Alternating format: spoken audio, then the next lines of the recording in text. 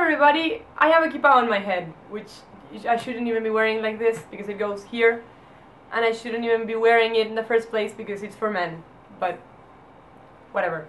So Monday night marked the beginning of Passover, which is one of my favorite Jewish festivities of them all.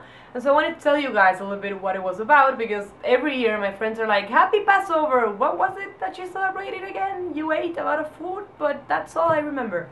Those who know me well know that I'm not a very religious person and that I don't even believe in God.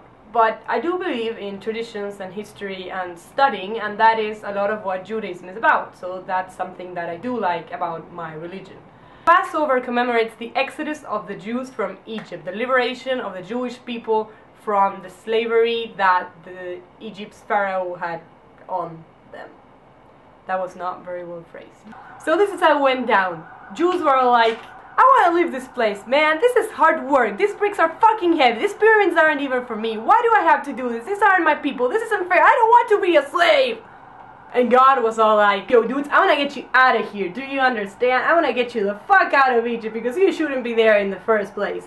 I don't even know why I let you be slaves in the first place, but I'm God. I work in mysterious fucking ways, okay? Don't ask questions, motherfucker." And Moses was all like, "I want to help you, dudes. I have a magic stick thing, and I want to open up the sea with it. I want to split the Red Sea in half just for you people so that you can shut up and stop bothering me."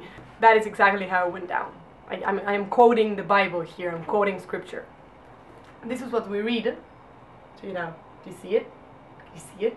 And this explains the history, which is pretty much what I've been telling you. But there are a few interesting things there that we also commemorate. Bread was baked, or people started baking bread, and they didn't have time to wait for it to rise, and so they ended up with this unleavened bread thing, which is made solely out of water and flour, and it's really thin, and it's this right here.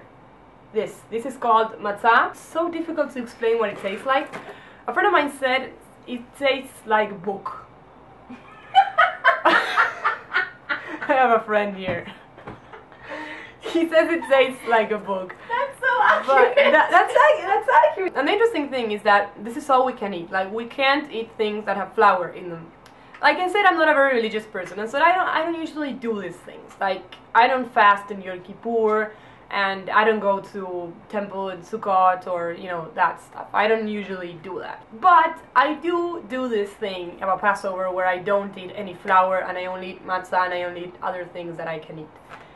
But the reason for this is that I like the symbolism behind. The reason why we don't eat this, aside from the historical reason that I just explained to you, is that this is the bread of humility. The thing about matzah is that it's not risen, it's flat, like I showed you. And so the idea is that for 8 days you will eat things that will not make you rise, that will not make your ego rise. So that's a really lovely metaphor, and we could all use some humility for at least 8 days. Aside from the matzah, the other special thing that we do on Passover night is we get this plate right here, this thing. This is called the keara, and like you can see, it has 6 holes. 6, right? 1, 2, 3, 4, 5, 6. Yes, I can count. It has 6 holes, and each of them will hold something that will represent something about the history of Passover. The first thing that we're going to put in the keara are the maror. The maror are the bitter herbs, and that will be used to represent the bitterness that our ancestors had to go through when they were slaves in Egypt. On one of the other holes, we're going to put the charoset, which is a sweet brown mixture of things. You decide what that things are. Like, for example, we made it out of smashed apples and cinnamon, but you can also include nuts and sugar and stuff like that. It has to be brown to represent like the gluey thing that they used, like to the cement that they used between one brick and the next to build the pyramids. But it has to be sweet because it has to represent the sweetness that there's in life. Like, the idea of using the maror and the charoset is that there is both bitterness and sweetness in life. The karpas is another bitter herbs vegetable thingy, usually celery. What you do is you get a bowl with water and salt, and you take the celery and you dip it in there and you eat it a little bit. The water with the salt represents the tears that our ancestors shed when they were slaves in Egypt. Then you also have the zarua, which can be a roasted shank bone of a lamb or a chicken wing or something like that. And it is used to represent the sacrifice of Passover that was made, that was usually a lamb, like a lamb was killed as a sacrifice to God in Passover. The thing about the chicken wing is that it also represents the long arm of God who came in and helped us. You also have the beitza, which is a boiled egg, and if I'm not mistaken, that's used to represent the circle of life. Anyway, I hope you guys enjoyed my explanation of the Exodus from Egypt and how the Jews became to be a free people. Funny thing about Jews is that when we speak of our ancestors, we say we, like we got out of Egypt and we had to take matzah and we spent 40 years in the desert and complained. One of the things that makes Passover one of my favorite Jewish festivities is the importance that freedom has in it. And I don't mean freedom as in not being a slave and not carrying heavy bricks and all that little stuff.